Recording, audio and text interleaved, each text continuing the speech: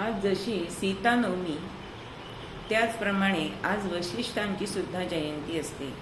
महर्षी वशिष्ठ ह्यांना ब्रह्मर्षी म्हणत असत.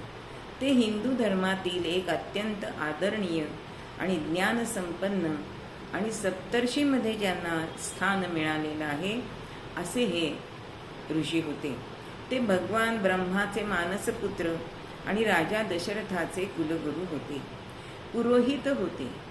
पुरोहित कुणाला म्हणायचं की जे सर्व कुलाचे हित बघतात त्यांना पुरोहित असं म्हटलं जातं. रामरायांचे सुद्धा गुरु आहेत.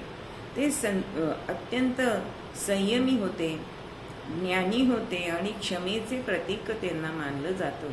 वास्तविक पाहता वशिष्ठ मुनी आणि विश्वामित्र मुनी यांच्यामध्ये वैमनस्य होतं. कारण विश्वामित्र ऋषींना त्यांना ब्रह्मर्षी म्हणावं असं वाटत असे. पण ब्रह्मर्षी कोणाला म्हणतात? एकदा त्यांची पत्नी, वशिष्ठांची पत्नी विचारते की तुम्ही त्यांना ब्रह्मर्षी का म्हणत नाही? तेव्हा ते म्हणतात, अगं सगळं ज्ञान असलं तरी त्यांनी क्रोध जिंकला नाहीये आणि त्यामुळे तो ब्रह्मर्षी होऊ शकत नाही.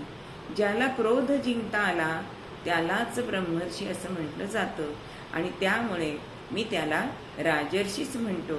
पण दोघांचं वैमनस्य असलं तरी सुद्धा विश्वामित्रांच्या ज्ञानावरती त्यांना खात्री होती की हे सगळं ज्ञान ते प्रभू रामचंद्रांना देणार आहे. आणि म्हणून दशरथाला त्यांनी सांगितलं की यज्ञ रक्षणासाठी तू जाऊ नकोस, तर रामाला पाठव, त्याच्याबरोबर लक्ष्मणाला पाठव.